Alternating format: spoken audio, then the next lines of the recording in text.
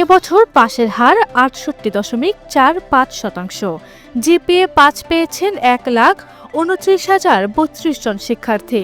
তবে গত বছরের চেয়ে এবারের মাধ্যমিক স্কুল সার্টিফিকেট ও সমমানের পরীক্ষায় গড় পাশের হার কমেছে প্রায় ১৫%।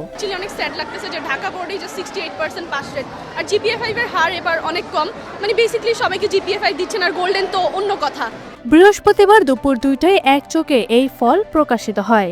এবছর ফল প্রকাশে ছিল না কোনো আনুষ্ঠানিকতা। 2025 সালে জিপিএ পেয়েছে 1,39,032 জন।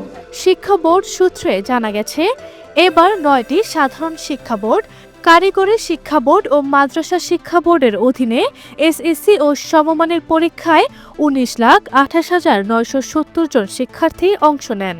এর মধ্যে ছাত্রী ৯,৬৭,৭৩৯ জন এবং ছাত্র ৯,৬১,২৩১ জন।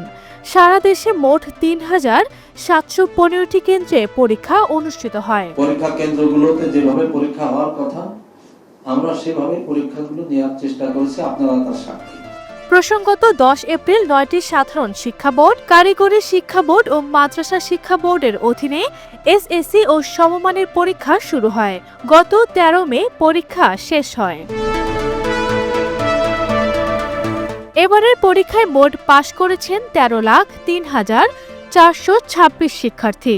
জিপিএ ৫ পেয়েছেন ১,৩৯,০৩২ জন। দাখিলে পাশের হার ৬৮.৯%। মোট জিপিএ ৫ পেয়েছেন ৯,০৬৬ জন। কারিগরিতে পাশের হার ৭৩.৬৩%।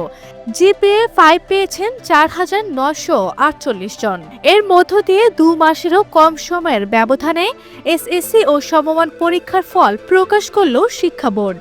এবারের এসএসসি ও সমমানের পরীক্ষায় নিয়মিত অনিয়মিত মিলিয়ে মোট পরীক্ষার্থী ছিল ১৯,২৮,৯৭০ জন। ২০২৪ সালের তুলনায় এবছর প্রায় ১ লাখ পরীক্ষার্থী কম ছিল। আরভি ইসলাম হিমু, এনটিভি অনলাইন।